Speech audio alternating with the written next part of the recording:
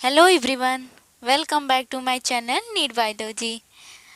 देखो, अब पिछले जो लेक्चर में हमने पढ़ा था ऑलमोस्ट 50 क्वेश्चन हमने सॉल्व कर लिए थे ट्रांसपोर्ट इन प्लांट्स में। आगे 50 क्वेश्चंस जो बचे हैं हम इस लेक्चर्स में देखेंगे। क्वेश्चंस है जो नीट के पॉइंट ऑफ व्यू से बहुत ही इम्पोर्टेंट है। ये नीट बच्चों के लिए बहुत स्कोरिंग होगा। अगर आपको मेरा वीडियो अच्छा लगता है यार, प्लीज़ लाइक और सब्सक्राइब करो एंड अपने फ्रेंड्स में शेयर करो। देखो बच्चों, हमने जो पिछली क्लास में यहाँ तक क्वेश्चन सॉल्व कर चुका था, इस लेक्चर में हम 10 से क्वेश्चन सॉल्व करेंगे। पिछली क्लास में हमने एटलीस्ट 50 क्वेश्चन सॉल्व कर चुके हैं और इस लेक्चर में भी ऑलमोस्ट 50 क्वेश्चंस या उससे थोड़े ज़्यादा हैं जो सॉल्व कर लेंगे और ये बहुत ही बेनिफिशियल होगा आपके लिए। Let's start. More the solute molecules, जितना ही हम इज द सल्यूट पोटेंशियल किसे कहते हैं? जब वाटर में हम लोग सल्यूट ऐड करते हैं तो उसे क्या कहते हैं? सल्यूट पोटेंशियल कहते हैं ना। सल्यूट पोटेंशियल, अगर बहुत ज़्यादा हम सल्यूट बार बार कंटिन्यूस ऐड कर रहे हैं तो हमारा जो सल्यूट पोटेंशियल है वो डिक्रीज हो जाएगा, निगेटिव में चला जाएगा। ठीक है, और वाटर पोटेंशियल भी डिक्रीज होता है, ये भी पॉइंट ध्यान में रखो।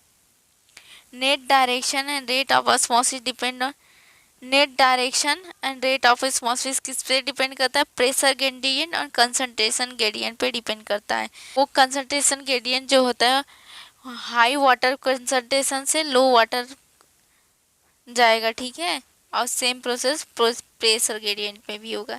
If external solution balance the osmotic pressure of cytoplasm, then it is, अगर एक्सटर्नल सॉल्यूशन जो सेल का सॉल्यूशन है साइटोप्लाज्म सेल अगर बैलेंस है, मतलब मूव्स वाटर मूव्स नहीं कर रहे हैं ना आउटसाइड ना इनसाइड दी सेल, तो उसे क्या कहते हैं? आइसोटोनिक। सेल स्वेल, अगर सेल स्वेल कब होता है? जब इंडोस्मोसिस करता है। इंडोस्मोसिस कब करता है? जब वो हाइपोटोनिक सोल्यूशन में रखते हैं और सेल से वाटर मूव होते हैं, आउट हो निकल जाते हैं, तो उसे कब कब आउट होते हैं water from the cells? When hypotonic solutions होते हैं outside.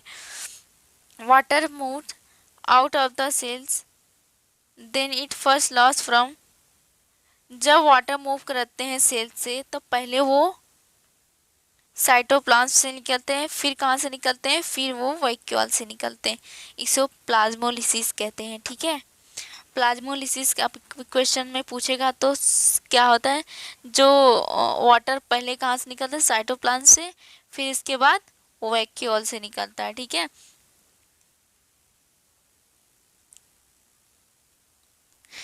Bulk flow can be achieved.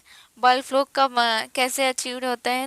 To type से बल्क फ्लो कैसे करते हैं? जब वाटर मिनरल न्यूट्रिएंट और फूड का ट्रांसलोकेशन होता है एक पॉइंट से दूसरे पॉइंट तक, ठीक है। एक किस पे ये ड्यू टू प्रेशर ग्रेडियंट पे, प्रेशर के डिफरेंस की वजह से ये होता है, ठीक है। देखो प्रेशर, देखो पॉजिटिव हाइड्रोस्टैटिक्स प्रेशर भी हो सकते हैं, निगेटिव हाइड्रोस्टैटिक्स मतलब वाटर का हम लोग डिफ्यूज़न कर रहे हैं ना, फ्लो कर रहे हैं, डिफ्यूज़न नहीं फ्लो कर रहे, मूवमेंट कर रहे हैं। तो पॉजिटिव हाइड्रोस्टैटिक्स प्रेशर कब होगा? जब पुश होगा। मैंने हमेशा कहा है जब पुश वाली बात आएगी तो पॉजिटिव जाएगा और पुल वाली होगी तो निगेटिव जाएगा। सक्शन थ्रू स्ट्रॉ, तो हम पुल कर रहे हैं, और गार्डन हॉर्स में हम वाटर को पुश कर रहे हैं, तो ये पॉजिटिव हाइड्रोस्टैटिक्स प्रेशर होंगे, ठीक है।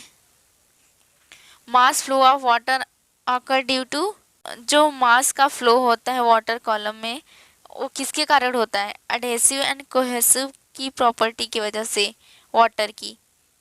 The system of interconnected neighbouring cells connected through cytoplasmic exchange through plasmodesma, जब एक सेल और दूसरे सेल के प्रोटोप्लाज्म कनेक्टेड हो, इसमें सेल के साइटोप्लाज्म कटेंग मतलब सेल आर कनेक्टेड, ठीक है, थ्रू दी ब्रिज, जबकि इसमें प्रोटोप्लाज्म ही कनेक्टेड है। ध्यान रखना, कंफ्यूज मत होना। देखो फंगस माइक्रो प्लांट के हायर हायर प्लांट जो होते हैं उसके रूट से एसोसिएशन करता है तो क्या बनाता है, माइकोराइजा बनाता है। तो उससे दोनों को बेनिफिट होता है। जो फंगस है उसको वो क्या प्रोवाइड करता है प्लांट को, मिनरल वाटर जो प्लांट के लिए बेनिफिशियल है। और प्लांट उसके बदले में फंगस को क्या देगा, sugar and nitrogen containing organic compound या अमाइनो एसिड्स ये सब देते हैं। Effect of root pressure is observe, जो रूट प्रेशर है कब ऑब्जर्व होता है, एट दी नाइट या अर्ली मॉर्निंग में। ऐसा क्यों होता है, क्योंकि जब आफ्टरनून हुआ, अर्ली मॉर्निंग के बाद जो टाइम होता है या आफ्टरनून में बहुत ज़्यादा सनलाइट होती है तो बहुत ज़्यादा वाटर इवेपोरेशन हो जा सकता है उसका। तो इसके लिए इवेपोरेशन उस टाइम कम होना चाहिए, रूट प्रेशर हो तभी हमें दिखेगा। The greatest contribution of pressure, root pressure क्या करता है, reestablish the channels continuous channel of water.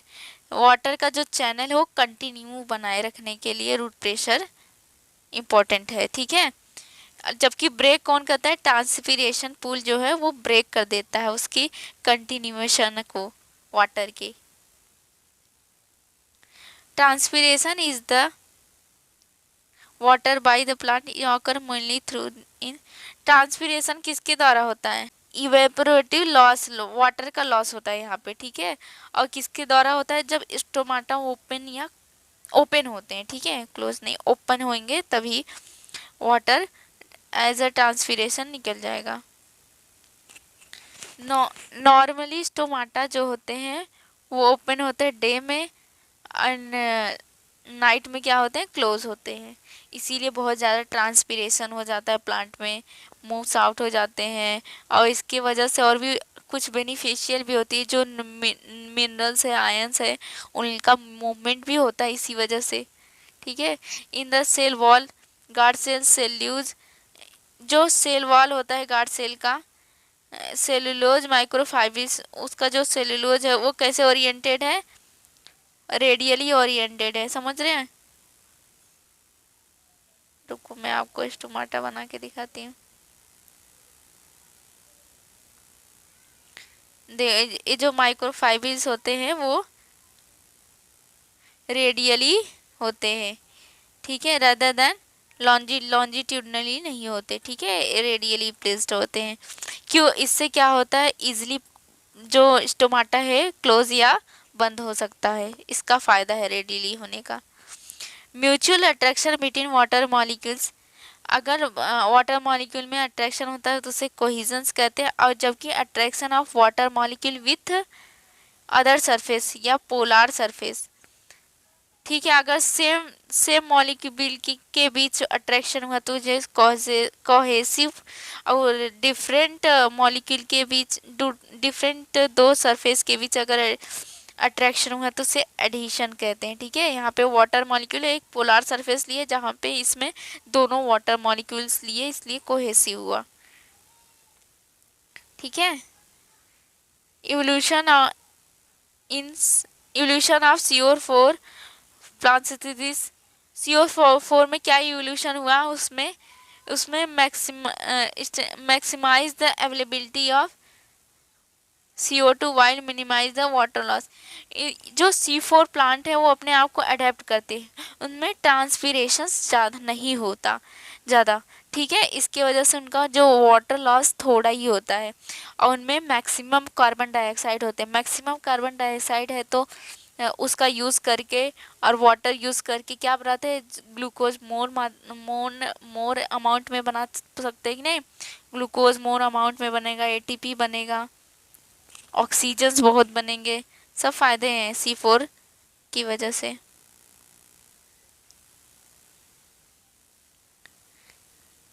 Most of the mineral are enter into the, जो मिनरल है इंटर कहते हैं cytoplasm of epidermal cells of root, actively transport करते हैं root में, क्योंकि रूट में ऑलरेडी आयंस या मिनरल्स जो होते हैं वो सॉइल की अपेक्षा ज़्यादा होते हैं, ठीक है, इसलिए एक्टिवली ट्रांसपोर्ट होते हैं।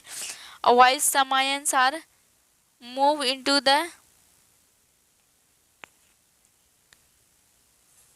Epidermal cells passively.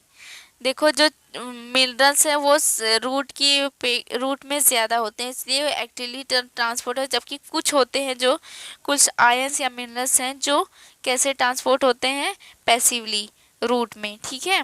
Transport protein of root epidermal cells are control point where plant adjust the.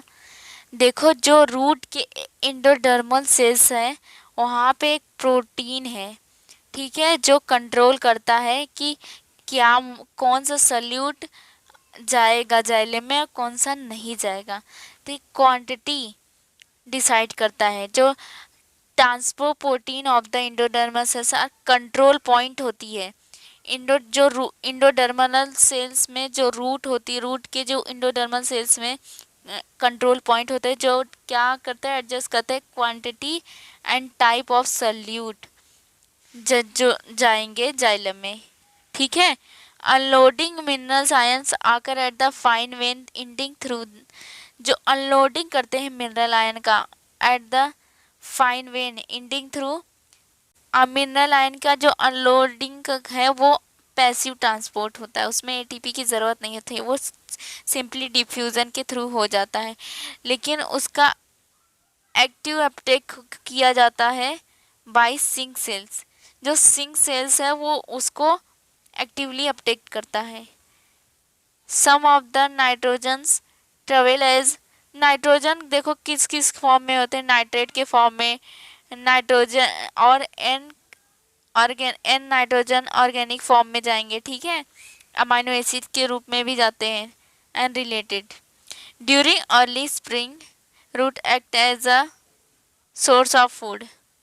देखो जो रूट है कभी कभी वो भी सोर्स का काम करने लगता है, क्योंकि देखो जब बर्ड है वो ग्रोइंग रीजन है तो उसको क्या चाहिए, उसको ज़्यादा मिनरल्स, आयंस, वाटर, फूड की ज़रूरत है। ठीक है। वो ग्रो अप कर रहा है ना, एक बार ग्रो हो जाएगा तो सोर्स का काम करेगा, लेकिन अभी ग्रोइंग रीजन है तो वो कहाँ से ले सकता है, इस रूट से लेगा। तो इस टाइम रूट सोर्स रूट होगा और बर्ड ऑफ ट्री जो होगा वो act as a sink. Direction of movement in the phloem. जो मूवमेंट है फ्लोएम में पहली बात मूवमेंट किसका किसका होता है, mostly organic compound, hormones and sugar या फूड। ठीक है, होता है। वो बाई डायरेक्शनल हमारे दिया है जो एनसीईआरटी में, ठीक है, लेकिन ये मल्टी डायरेक्शनल होता है, क्योंकि कैसे हमने देखा है कि वो कैसे हॉरिजॉन्टली भी हो रहा है और ऐसे भी लॉन्जिट्यूडनली भी हो रहा है, हर जगह से फूड आ रहे हैं जा रहे हैं, तो फिर ये मल्टी डायरेक्शनल है। जबकि जाइलम में मूवमेंट हमेशा वाटर मॉलिक्यूल्स मिनरल आयन का तो है जो यूनिडायरेक्शनल होता है, रूट से लीफ तक जाता है। हार्मोन्स ट्रू और फॉल्स इस टाइम बताना है। हार्मोन्स या प्लांट ग्रोथ रेगुलेटर या अदर कोई केमिकल है वो transmitted through in very small amount sometimes in strictly true. देखो इसमें क्या बोला है कि जो हार्मोन्स या प्लांट ग्रोथ रेगुलेटर्स होते हैं वो बहुत ही स्मॉल अमाउंट में होते हैं। ठीक है। प्लांट में ट्रांसपोर्ट होते हैं, जो कि वो स्ट्रिक्टली या तो समटाइम्स पोलराइज्ड होते हैं और या तो यो यूनिडायरेक्शनल मैनर में ट्रांसपोर्ट होते हैं। ठीक है, ये ट्रू है। जो हार्मोन्स हैं वो यूनिडायरेक्शनल हो मूवमेंट करेंगे और कभी ये पोलराइज भी हो सकते हैं। Compound from storage organ are never exported. It's false. कैसे फॉल्स हुआ, देखो कभी भी स्टोरेज ऑर्गन है तो वो स्टोर करके क्या ही करेगा अगर वापस वो रिएक्सपोर्ट नहीं हुआ। वो ग्रोइंग रीजन जब होगी, किसी ग्रोइंग रीजन में या कोई पार्ट ग्रो कर रहा है तो उससे ज़रूरत पड़ेगी सोर्स की, तो कहाँ से जाएगा, स्टोरेज ऑर्गन से ही जाएगा ना यहाँ पे ग्रोइंग रीजन में, तो इसको एक्सपोर्ट होना पड़ेगा। Diffusion is the only means of gaseous movement within the plant body. Diffusion में सिर्फ गैसियस मूवमेंट होता है, ये ट्रू है। Energy expenditure takes place, diffusion है सिंपल डिफ्यूजन, इसमें कोई एनर्जी की नहीं जरूरत है। इसमें खाली किस चीज़ की ज़रूरत होती है, परमिएबिलिटी होनी चाहिए और क्या होना चाहिए, कंसंट्रेशन ग्रेडियंट होनी चाहिए। Diffusion is the rate depend on the size of substance. Diffusion किस पे डिपेंड करता है, साइज। अगर छोटा मॉलिक्यूल्स है तो फास्टली मूव करेगा ना, डिफ्यूज होगा, ट्रू। अगर लार्ज होगा कोई सब्सटेंस तो इजिली मूव नहीं कर सकता। डिफ्यूजन एक स्लो प्रोसेस है, not dependent on the living system. Of course living system पर डिपेंड नहीं करता, जबकि फैसिलिटेटेड एंड एक्टिव जो सिस्टम है उसमें लिविंग सिस्टम की ज़रूरत पड़ती है, लेकिन सिंपल डिफ्यूजन में कोई लिविंग सिस्टम की ज़रूरत नहीं है, ट्रू। तभी तो उनमें सैचुरेशंस आते हैं। Facilitated diffusion and active transfer both so transport saturation, true. देखो एक्टिव फैसिलिटेड डिफ्यूजन और एक्टिव ट्रांसफर दोनों ही सैचुरेशन दिखाते हैं, क्योंकि इनमें जो प्रोटीन है, कैरियर प्रोटीन, वो यूज़ हो चुका है, अब बचा नहीं है कि वो अब वापस वो मॉलिक्यूल्स को एक पॉइंट से दूसरे पॉइंट तक लेके जाए, ठीक है। Like the enzymes carrier protein are not very specific to respective transport of molecules. पागल हो, रॉन्ग है।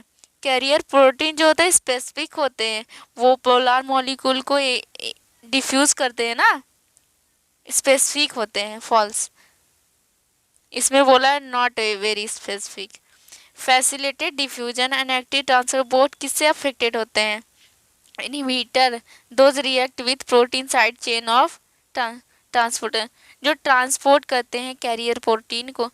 कैरियर प्रोटीन जो होते हैं अगर वो उनमें इनहिबिटर बाइंड कर जाए, वो मॉलिक्यूल या सल्यूट नहीं बाइंड होके एक इनहिबिटर बाइंड कर जाए तो अफेक्ट हो जाएगा ना active transport and facilitated diffusion, it's right. तो क्या सिर्फ मॉलिक्यूल ही, जो हमारा पोलर मॉलिक्यूल है उनको ही ट्रांसपोर्ट करना है, लेकिन यहाँ पे इनहिबिटर आके रिएक्ट कर जा रहे हैं तो दोनों भी अफेक्टेड होंगे। Next, water is essential for all physiological activity of plant and play very important role in all living organisms. Water important role करता है फिजियोलॉजिकल एक्टिविटी में भी एंड फिजियोलॉजिकल एक्टिविटी प्लांट में तो करते ही हैं, साथ में सभी लिविंग ऑर्गेनिज्म में भी करते हैं। ऑफकोर्स मेटाबॉलिक या फिजिकल एक्टिविटी जो होती है उनमें वाटर ज़रूर रहता है, तो सब में ये ज़रूरी है एक्टिविटीज़ और लिविंग ऑर्गेनिजम्स में। Protoplasm of the cells in nothing but, ये क्या होता है प्रोटोप्लाज्म, असली में क्या होता है, nothing but water in different molecule are dissolve and several particle are suspended, ठीक है। सभी सेल्स में जो प्रोटोप्लाज्म होते हैं वो कुछ नहीं बल्कि वाटर होते हैं और उसमें डिजॉल्व सारे न्यूट्रिएंट्स एंड मॉलिक्यूल्स होते हैं, true. Terrestrial plant take up the huge amount of water but very less evaporate from the leaves in transpiration।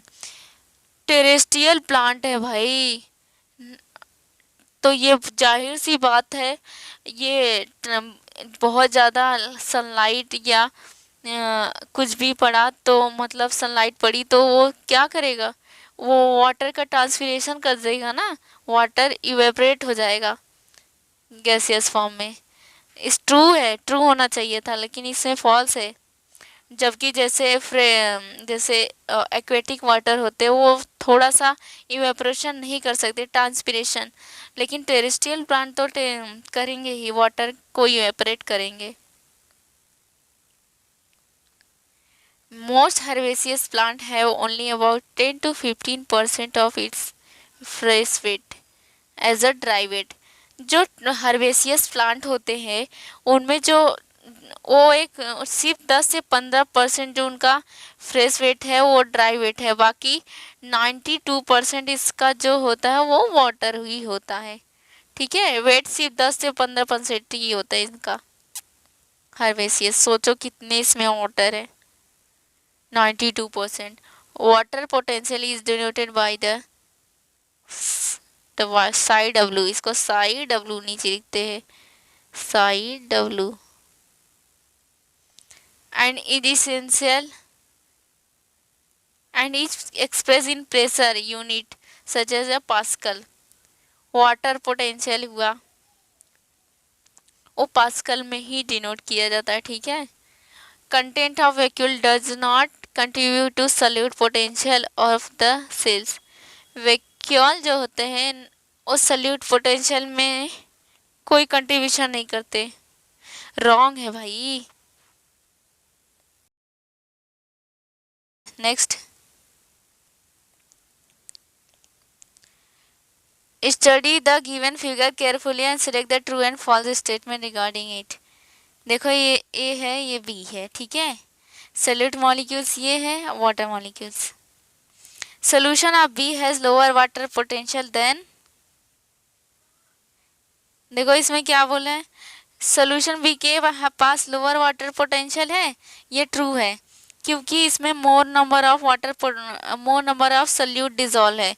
अगर सोल्यूट बहुत ज़्यादा डिजॉल्व है तो जो फ्री काइनेटिक एनर्जी या फ्री एनर्जी जो है वाटर का वो कम हो गया है, डिक्रीज हो गया है, इसलिए इसका वाटर पोटेंशियल भी डिक्रीज हो जाएगा, ये ट्रू है। Solution of A has a lower solute potential, A के पास रहता है lower solute potential, falls. A के पास हाई सोल्यूट पोटेंशियल है, क्यों? क्योंकि इसमें ज़्यादा मात्रा में क्या है, वाटर है। जैसे जैसे हम सोल्यूट ऐड करते जाएंगे तो जो सोल्यूट पोटेंशियल है वो डिक्रीज करने लगेगा और निगेटिव में चला जाएगा, ठीक है। इसका जो कंसेप्ट है वो वाटर पोटेंशियल से मिलता जुलता है, तो ध्यान में रखना, क्योंकि solute potential is equal to turgor pressure या प्रेशर पोटेंशियल भी रहता है, तो इंडोस्मोसिस होगा ही नहीं। फिर अगर ज़्यादा सोल्यूट ऐड हो जाएगा तो फ्री वाटर होना चाहिए, तो वो कंसेप्ट थोड़ा ध्यान में रखो। Solution of chamber B has a higher solute potential, wrong, ये तो wrong ही है। Solution of A has a, ये तो मैंने बता ही दिया। Osmosis occur from chamber A to B, osmosis हमेशा कहाँ से होता है, कंसनट्रेटेड ग्रेडियंट से या प्रेशर ग्रेडियंट उसमें डेवलप होता है ऑस्मोसिस में, जहाँ पे हाई टू लो कंसंट्रेशन या तो high to low pressure. At equilibrium both chamber have equal water potential, हाँ अगर इक्विलिब्रियम में पहुंच गया तो वाटर पोटेंशियल इक्वल हो जाएगा। इफ वन चैम्बर हैव इतना किलो पास्कल है और दूसरे के पास इतना किलो पास्कल है, तो then chamber of has the higher, इसके पास हायर वाटर पोटेंशियल होगा ना, ट्रू है।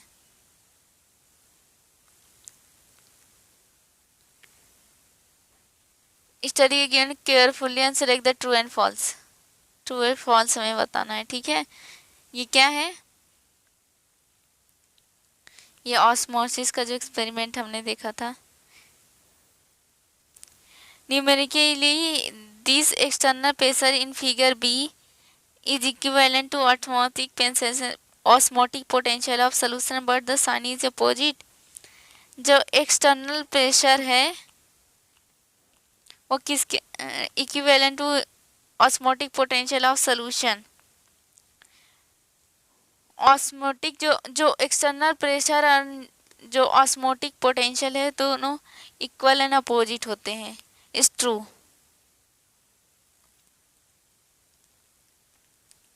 Osmotic pressure is due to solute concentration, osmotic pressure develop क्यों कैसे हुआ, देखो ऑस्मोटिक प्रेशर में भी जो है अगर हम सॉल्यूट ऐड करेंगे तो उसमें बहुत ज़्यादा प्रेशर लगाना पड़ेगा ना।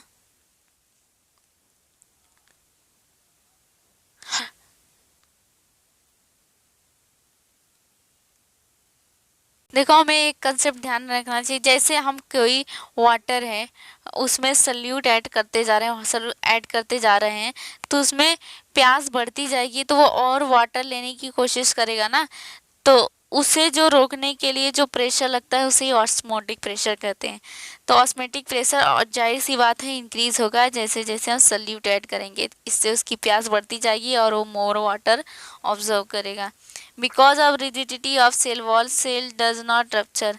हाँ, सेल वॉल की रिजिडिटी की वजह से सेल रप्चर नहीं करता, ये भी ट्रू है। Process of plasmolysis is usually irreversible, reversible है। प्लाज्मोलिसिस को हम लोग वापस रिवर्सिबल कर वापस में डिप्लाज्मोलाइज कर देते हैं, ठीक है। सेल जो है वापस नॉर्मल हो सकता है। In mass flow substances whether in solution or in suspension are swept along at the same pace as in flowing river।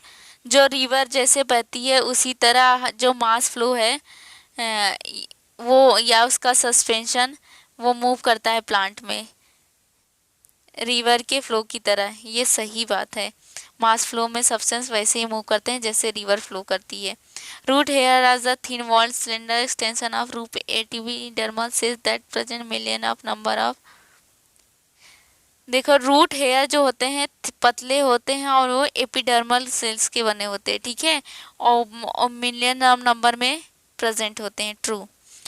जो रूट हेयर्स होते हैं वो एपिडर्मल सेल्स के बने होते हैं और बहुत ज़्यादा नंबर में पाए जाते हैं। Water are absorbed along the minerals. Water जब मिनरल के अलॉन्ग विथ मिनरल सटी by the root hair by diffusion. True. जो वाटर है वाटर और मिनरल रूट हेयर के द्वारा अब्जॉर्ब होते हैं थ्रू डिफ्यूजन के। हाँ, हमने जाना था कि कुछ पैसिव डिफ्यूजन होते हैं, कुछ स्पेशल टाइप के प्रोटीन रहते हैं जिससे डिफ्यूजन होते हैं। Symplastic movement is aided by the cytoplasmic streaming. हाँ, साइटोप्लाज्मिक स्ट्रीमिंग के द्वारा सिम्प्लास्टिक मूवमेंट को हेल्प मिलती है, ठीक है। ये साइटोप्लाज्मिक स्ट्रीमिंग का एग्जांपल क्या? ये हाइड्रिला लीफ में पाया जाता है, ठीक है। साइटोप्लाज्मिक स्ट्रीमिंग का क्या मतलब होता है? मतलब जो वाटर है वो साइटोप्लाज्म के थ्रू मूव करता है एक सेल से दूसरे सेल में। Most of the water flow in the root occur via apoplast since cortical cells are closely packed. देखिए, जो most of water flow root में आता है वो अपोप्लास्ट में आता है, ये सही है, लेकिन कॉर्टिकल सेल्स जो क्लोजली पैक्ड नहीं होते वो लूजली पैक्ड होते हैं। इसलिए लूजली पैक्ड होने के कारण इजीली वाटर इसमें सप्लाई हो जाता है, तो ये रॉन्ग है। टाइटली क्लोजली पैक्ड नहीं होते। Most of the plant meet their need of water transferred by the root pressure. False. क्योंकि रूट प्रेशर के द्वारा भी उतना नहीं, क्योंकि वो उसके लिए भी ज़्यादा वो नहीं जब मूव कर सकता ना, और ज़्यादा फास्ट होने के लिए ट्रांसपीरेशन ये वाला कोहेजन टेंशन ट्रांसपीरेशन पुल वाला ही इम्पोर्टेंट है, क्योंकि ये ज़्यादा इफ़ेक्टिव नहीं है रूट प्रेशर किसी भी प्लांट में एक एफिशिएंट वाटर ट्रांसपोर्ट होने के लिए minerals. True. Cohesion explain that water mainly pull through plant. जो पुश नहीं होता, हमेशा जो वाटर होता है वो पुल होता है प्लांट में। कैसे? कोहेजन टेंशन ट्रांसपीरेशन पुल के द्वारा, ठीक है। Water is transient in plant, less than 1% of water reaching the leaves. Water transient होता है, ठीक है, एक्सचेंज होते हैं, और 1% से भी कम जो लीफ में पहुंचते हैं, जो यूज़ करते हैं फोटोसिंथेसिस और प्लांट के ग्रोथ में।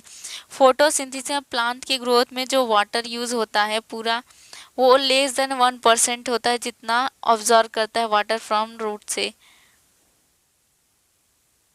True. Inner wall of each guard सेज टुवर्ड द पोर। जो इनर वॉल होता है वो ठीक होता है, ठीक है, एंड इलास्टिक होता है। आउटर वाला थिन होता है, आउटर वॉल गार्ड सेल्स का। Transpiration help to transport the mineral from soil to all part of the plant. Transpiration के द्वारा ही जितने मिनरल्स है वाटर्स हैं, आयंस है, सब मतलब एक पार्ट से दूसरे पार्ट तक जाते हैं प्लांट में। किसके द्वारा? ट्रांसपीरेशन के। जब ट्रांसपीरेशन होगा तो वाटर अप साइड फ्लो करेंगे, तो उस वजह से सारे जितने मिनरल्स हुए, आयंस हुए, वाटर्स हुए, से ये सब भी पूरे ऊपर पार्ट तक प्लांट के चले जाएंगे। True. Transpiration maintain the shape and structure of plant and keeping the cell turgid. हाँ, ट्रांसपीरेशन होगा तभी तो वाटर रूट से अब्जॉर्ब होंगे, और वो उसकी वजह से टर्जिटी होगी सेल्स में। ठीक है, true. C4 plant are twice efficient as C3 plant in term of fixing carbon। हाँ, C4 ट्वाइस नंबर में कार्बन का फिक्सेशन कर सकता है। ठीक है, देन C3 प्लांट। क्यों ऐसा होता है? क्योंकि ये इसमें ट्रांसपीरेशन बहुत कम होता है, तो मैक्सिमम वाटर का यूज़ कर लेगा, और इसमें जो कार्बन यूज की क्षमता है वो भी ट्वाइस है। C4 प्लांट में CO2 मैक्सिमम होता है, इसकी वजह से मैक्सिमम कार्बन का फिक्सेशन कर सकता है और मैक्सिमम शुगर बना सकता है, तो ट्वाइस एफिशिएंटी होती है C4 की देन C3 प्लांट से। C4 plant lose the half as much as C3 plant for the same amount of CO2 fix. Same amount of CO2 fix करने के लिए C4 हाफ वाटर ही यूज़ करता है, जबकि C3 मजे बहुत सारा वाटर यूज़ कर लेता है, क्योंकि वो ट्रांसपीरेशन में भी चला जाता है। ये ट्रू है। उतना ही कार्बन का फिक्सेशन के लिए C4 को कम वाटर की ज़रूरत है, जबकि C3 मैक्सिमम वाटर यूज़ करेगा। Mineral present in the soils are as a charge particle. जो मिनरल सॉइल्स में प्रेजेंट होता है वो चार्ज होते हैं, which can move across the membrane easily pass नहीं होता, वो एक्टिवली ट्रांसपोर्ट करना पड़ता है। ठीक है, क्योंकि वो पोलर हो गए ना, तो कैरियर प्रोटीन की ज़रूरत पड़ जाती है, सेल मेम्ब्रेन से वो आज इजली नहीं जा सकते। Concentration of minerals in soil usually lower than the concentration of mineral in root. True में कंसेंट्रेशन जो मिनरल्स के वो कम होते हैं, इसलिए एक्टिवली ट्रांसपोर्ट होते हैं ना रूट में। Small amount of P and S are carried as a organic compound. हाँ, ऑर्गेनिक कंपाउंड के रूप में होते हैं, क्योंकि हमें फास्फोरस, फॉस्फेट और सल्फेट के रूप में एनिमल्स में पाए जाते हैं ना, कैल्शियम फॉस्फेट। जाइलम और transport only inorganic nutrient while phloem transport only organic. Phloem सिर्फ ऑर्गेनिक को ट्रांसपोर्ट करता है, जबकि जाइलम ओनली इनऑर्गेनिक न्यूट्रिएंट को। जो फ्लोएम है वो सिर्फ ऑर्गेनिक ही मटेरियल ट्रांसपोर्ट नहीं करता, वो और भी चीज़ें, हार्मोन्स, न्यूट्रिएंट और भी बहुत सारी चीज़ें फ्लो करता है। ठीक है, इसलिए फॉल्स है। पहले एनसीईआरटी में ये बात सच थी कि ये सिर्फ इनऑर्गेनिक न्यूट्रिएंट्स करता था, जबकि ये ऑर्गेनिक मटेरियल्स को करता था। लेकिन फ्लोएम और भी बहुत सारे चीज़ें पास करता है, फूड्स को, हार्मोन्स को। Process of loading at the source of produce है hypertonic condition in the phloem. True.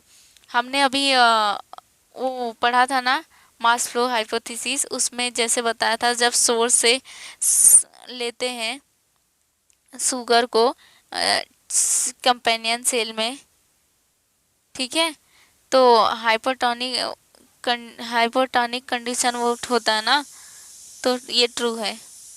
Eight loading sugar are actively transported in the phloem. At loading sugar are actively transported. हाँ, loading के time ATP की ज़रूरत होती है। ठीक है, ये ट्रू है।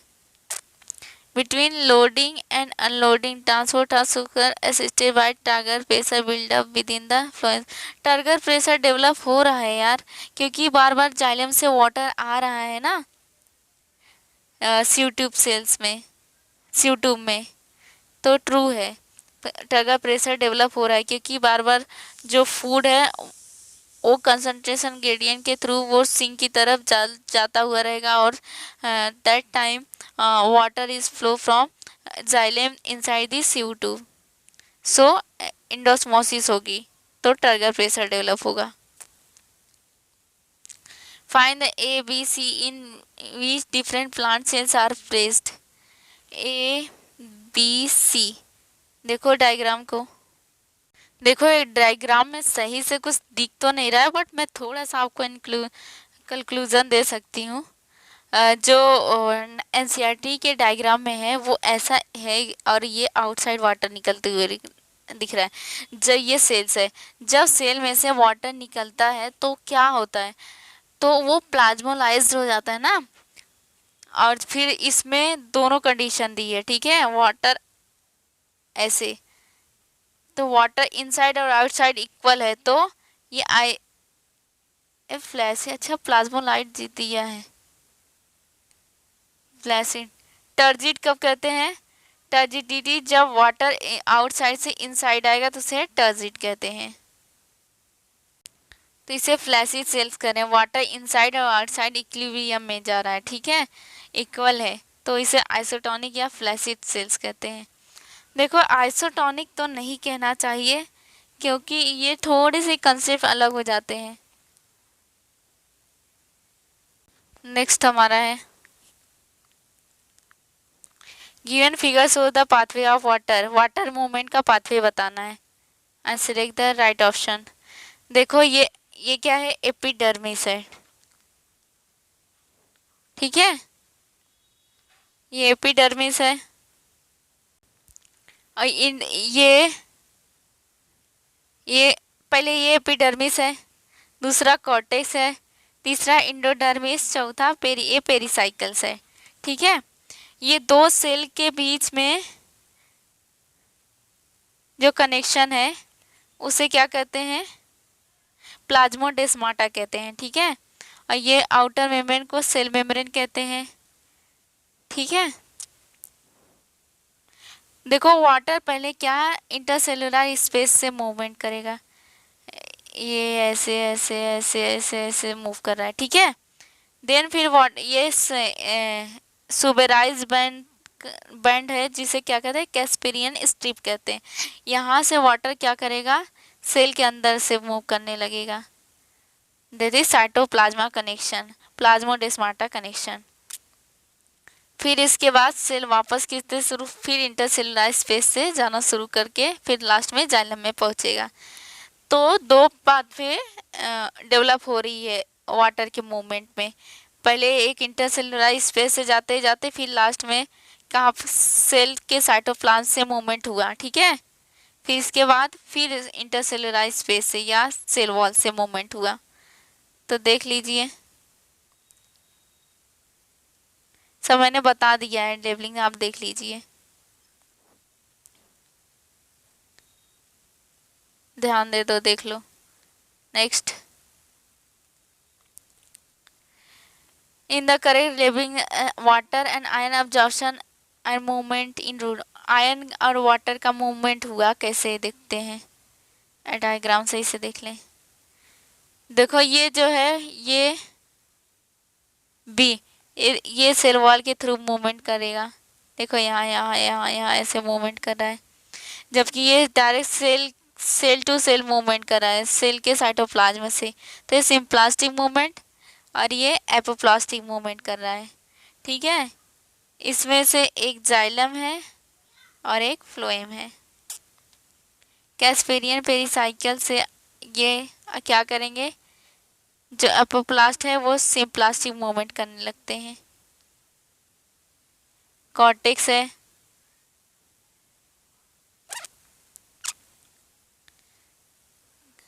लेबल करना है, ये क्या है, माइक्रो रेडियल माइक्रोफाइब्रिल्स है, बी है जो गार्ड सेल्स है, ये देखो ये रेडियल माइक्रोफाइब्रिल्स है, ये गार्ड सेल्स है। सी जो होता है ये स्टोमाटल जो अपर्चर है, यहाँ पे अच्छा अपर्चर पाया जाता है, ये बंद है इसलिए नहीं दिख रहा है वो अपर्चर, ठीक है। इनर साइड जो अपर्चर वॉल होता है वो मोटा होता है। Next, given figure water movement in leaf and mark the correct series of pressure gradient occur during the transpiration। Water जो हमें pressure, mark the correct series of water potential, water gradient जो develop होता है transpiration में कैसे होता है।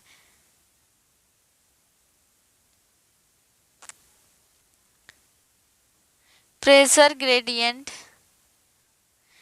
Between pressure gradient between outside air and air the space of the leave.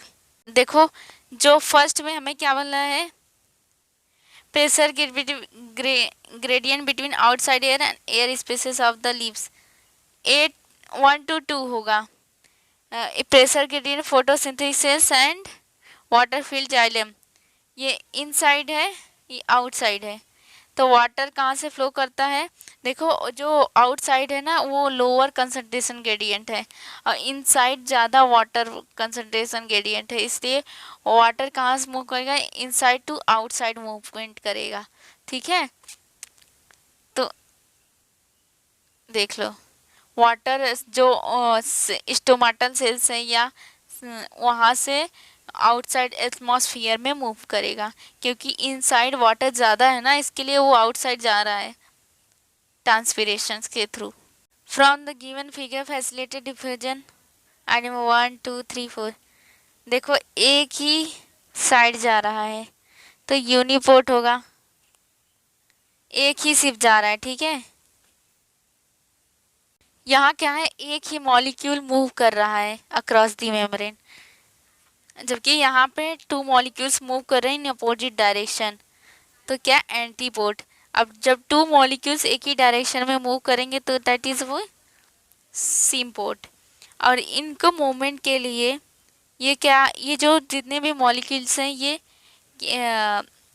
किसके द्वारा मूवमेंट करेंगे, कैरियर प्रोटीन के द्वारा, क्योंकि ये पोलार हैं। सेल मेम्ब्रेन से जाने के लिए उन्हें कैरियर प्रोटीन की ज़रूरत पड़ेगी। फाइंड द मीन और method of transport showing in the figure diagram.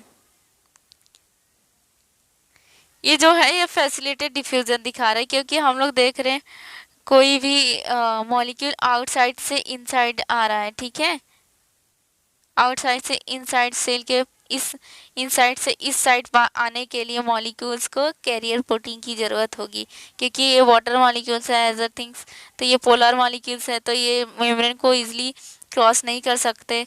तो आउटसाइड इस साइड से इस साइड आने के लिए मॉलिक्यूल्स को डिफ्यूजन के लिए कैरियर प्रोटीन की ज़रूरत होती है, जो कि ये फैसिलिटेड डिफ्यूज़न में यूज़ होता है, इसमें एटीपी की ज़रूरत नहीं पड़ती। मैच कॉलम, जाइलम जो होता है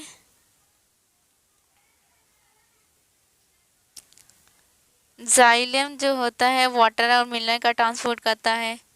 ठीक है, ये root to aerial part, root से एरियल पार्ट तक भी वाटर और मिनरल्स का करता है। और क्या करता है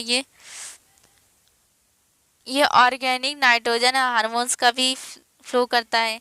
फ्लोएम जो है वो क्या करता है, लीव्स टू अदर पार्ट्स, क्योंकि लीव्स में फूड्स बनते हैं, वहाँ से ये फूड का ही ट्रांसपोर्ट करता है और लीव्स से सारे ऑर्गन तक फूड को पहुँचाना होता है। और फिर इसके बाद ये भी ऑर्गेनिक नाइट्रोजन और हार्मोन्स का सप्लाई करता है, और वैरायटी ऑफ ऑर्गेनिक और इनऑर्गेनिक सल्यूट भी ट्रांसपोर्ट करता है फ्लोएम। ठीक है, फ्लोएम ऑर्गेनिक नाइट्रोजन और हार्मोन्स और इनऑर्गेनिक सल्यूट्स भी ट्रांसपोर्ट करता है। हमारा चैप्टर फिनिश हो गया, बहुत बड़ा चैप्टर था, अब एटलीस्ट इसमें हमने 100 क्वेश्चन सॉल्व कर लिए हैं। ये वीडियो बहुत हेल्पफुल है आपके लिए, और अच्छा लग रहा है वीडियो यार, प्लीज़ लाइक करो और सब्सक्राइब करो। ठीक है, thank you so much for watching my video.